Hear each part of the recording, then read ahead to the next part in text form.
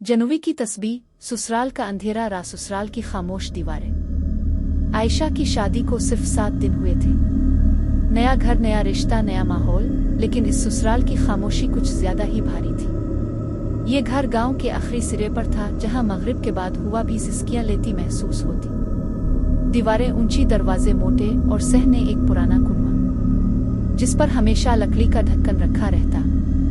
सास ने पहले ही दिन एक बात सख्ती से कही थी, बेटी मगरिब के बाद सह में मत जाना, और कुनवे के पास तो हरगिज नहीं। आयशा ने सर हिला दिया, मगर दिल में सवाल पैदा हुआ, आखिर क्यों?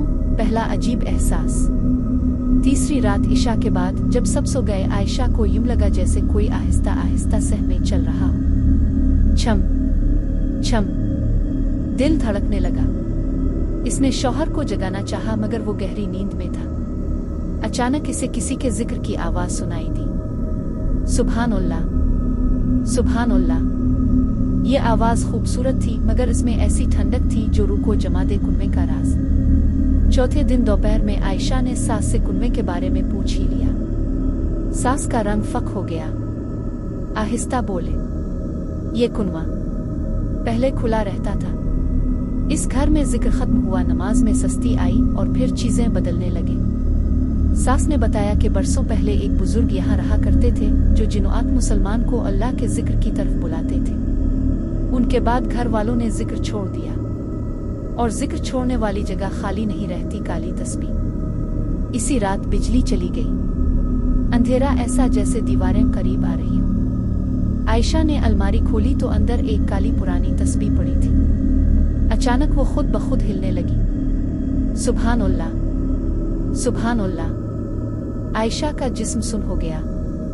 तभी एक भारी आवाज उभरी, हम जिक्र से जलते हैं, मगर नाफरमानी से जिंदा होते हैं। जनू का इंकिशाफ। कमरे में एक साया नुमुदार हुआ, आंखें अंगारों जैसी, मगर चेहरे पर दुख था। वो बोला, हम मुसलमान जिन हैं, मगर इस घर के इंसानों ने हमें कमजोर किया।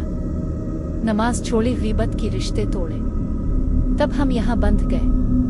आयशा के हाथ कांप रहे थे, मगर जुबान पर एक ही चीज आई, आयत अल कुर्सी। जैसे ही इसने पढ़ना शुरू किया, साया पीछे हटने लगा, दीवारें लरज गई। अस्कार की जंग। अगले दिन पूरा घर जमा हुआ।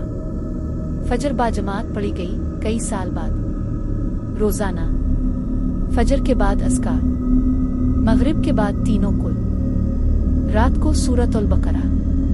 चंद दिनों में आवाजें बंद, ख्वाब खत्म, घर में सुकून। कुनवा हमेशा के लिए बंद कर दिया गया। आखिरी ज़ुहर। एक रात आयशा ने ख्वाब में वही साया देखा, मगर इस बार वो झुका हुआ था। बोला, तुमने हमें आजाद कर दिया। याद रखना, जिन और इंसान दोनों अल्लाह के मोहताज हैं। और वो रोशनी में बदल कर गायब हो गया। आयशा ने सीख लिया, ससुराल हो या अपना घर, अगर अल्लाह का जिक्र जिंदा हो तो कोई जिन, कोई शैतान करीब नहीं आ सकता। सबक, वाज़े पैगाम। जिक्र छोड़ना रूहानी तबाही है। नमाज घर की हिफाजत है। डर में अल्लाह को पुकारना सबसे बड़ी ताकत है। हज मुबारका। नबी करीम ने फरमाया, अपने घरों में सूरत अल बकरा पढ़ा करो, क्योंकि शैतान इस घर से भाग जाता है जहां सूरत अल बकरा पढ़ी जाए। सही मुस्लिम।